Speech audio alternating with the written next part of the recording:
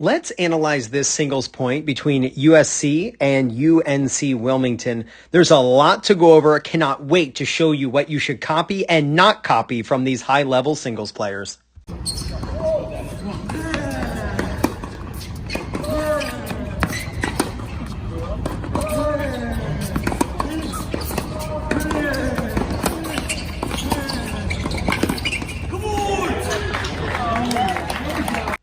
Now, right off the bat, this is a second serve, and you can notice that one by just the toss, right?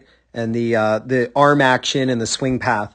But also watch the returner, how when the toss goes up in the air, he moves off to the left. And he's doing that because he's expecting a ball to get kicked to the backhand, and he's trying to move around it so he can hit his strength, his forehand. And it's exactly what happened. Now, he hits the ball pretty deep, right? So the ball's landing in no man's land. The ball ends up being on the rise, and the server ends up hitting a pretty weak ball back, which is exactly what, the returner wanted. So the returner hits it back, and then right here, something interesting happens. We get this high ball down the line to the backhand, and let's just look where this ball lands. But watch the returner move backward and make this a forehand. You don't want to do this.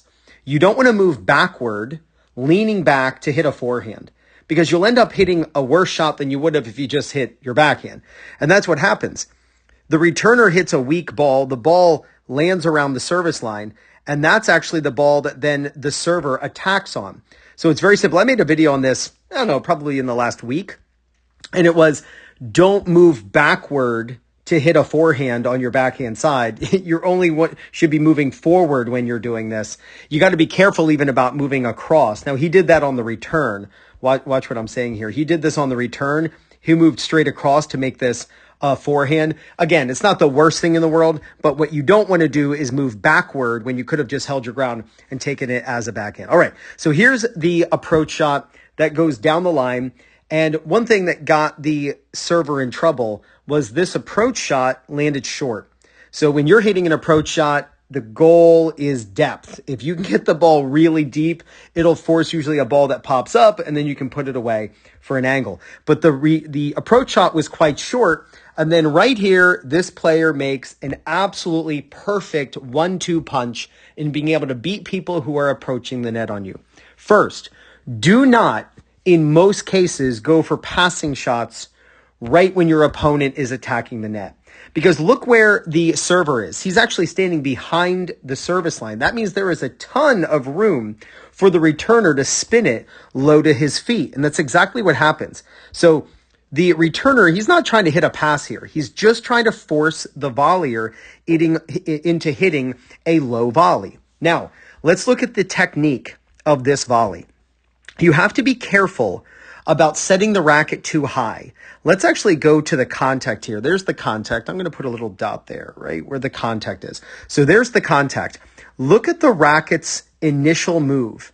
The first move the volleyer makes is straight across. And because of that, he's then forced to chop down. He chops down, and you can see his racket actually hit the ground.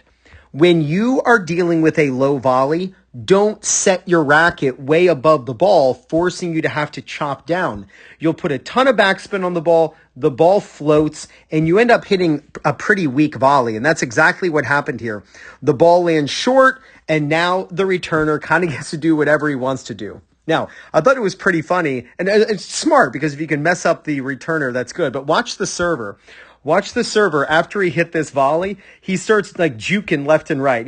Watch this. He fakes right, then left, then right, and then left again just to kind of get in the head of the returner. But the returner is not phased at all. And in fact, the returner hits the exact shot I would recommend you hit when you're inside the baseline.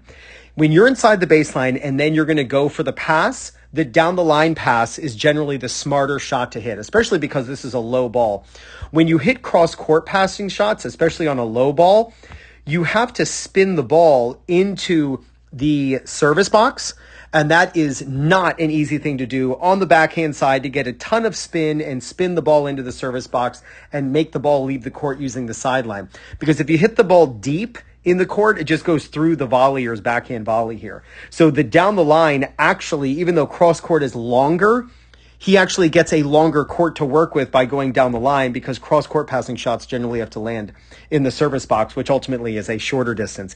And he hits this ball down the line for a winner. You can see, by the way, he gave himself a ton of like margin, right? He didn't even like go for the line. I thought that was pretty awesome too. And of course, the fist bump. So go out and play matches, record yourself, film yourself, review the footage, and see how you can improve and work on the things that you just learned in this video in your own game. If you want to learn the exact same strategies that the pros are using to help them win more matches, then check out the Singles Playbook by Fuzzy Yellow Balls. Over 50 pages of strategy after strategy, all based on the style of opponent you play against. Simply put your phone or tablet up over the QR code, and up pops a short video from Will Hamilton over at Fuzzy Yellow Balls showing you how to use each strategy. To get it, simply use my link. It's in the description. I'm also going to pin it in the first comment. So click right here to check out the Fuzzy Yellow Balls Singles Playbook so you can start winning more singles matches. Go out and film yourself playing matches. Review the footage and see if you're doing the things you learned in this video. If you do, there's no doubt you're going to gain confidence, win more matches, and play much better tennis. This is Ryan Reedy from 2minutetennis.net. You got this.